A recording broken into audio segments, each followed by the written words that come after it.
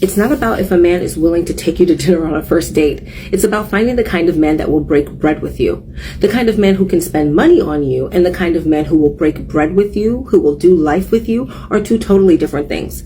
When I met my husband, he invited me for coffee. Well, actually, I invited him and said, hey, let's meet for coffee, and he agreed. But if I was looking for the typical wealth signals, if I was looking for the kind of man who was going to take me out to some five-star dinner right away, I would have missed out on this wonderful and amazing life that I have with my husband that loves and adores me. The most important thing that my husband ever bought for me was not a designer bag, was not designer shoes, was not designer clothing. And yes, he has bought me all of the above. But my mother died unexpectedly 5 months to the day that I'd met my husband. And because she had died unexpectedly, I did not have any funeral plans or anything in place to bury my mom. And I had gone to the funeral home and I had done all the funeral expenses, but I was just curious, wondering, where am I going to bury my mom? Where am I going to bury my mother? And I was searching from pillar to post to find the right cemetery to lay my mother to rest. And my husband said to me, you know what?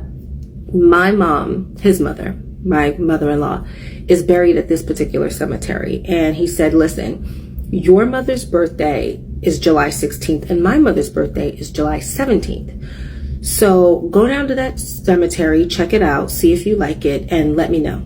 And I went down to the cemetery and I checked it out and I did like it. And I let him know, and he was like, all right, I'll buy your mother a plot at the same cemetery where my mother is buried. This way, on Christmas, Thanksgiving, Mother's Day, and their birthdays, because their birthdays are exactly one day apart, we can go together. That is a man that breaks bread with you, that will see you and be like, here, I got it. If you're looking for a man who's taking you to dinner and taking you out for lovely experiences, but you're not looking at the man's character to see if he has a heart for you, what good is a man with money if he's not generous with you? He may as well be broke.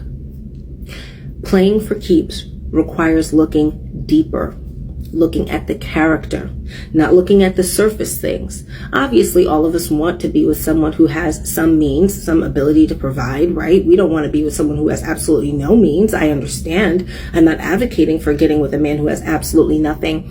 But what's the point of being with a rich man whose heart is not for you? You need to look at what he's willing to share with you. Is he willing to share all he has with you? Is he the kind of man that would mention your name in a room full of opportunities? Is he the kind of person where all he has is yours? Or is he trying to protect himself and all his assets and everything he has from you, like you're some kind of outsider or an enemy? Just think about what we're going after.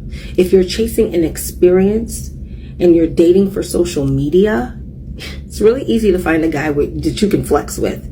But remember, playing for keeps is about looking for someone who can do life with you long term. And for that, you're going to need character, because when all else fades, character remains.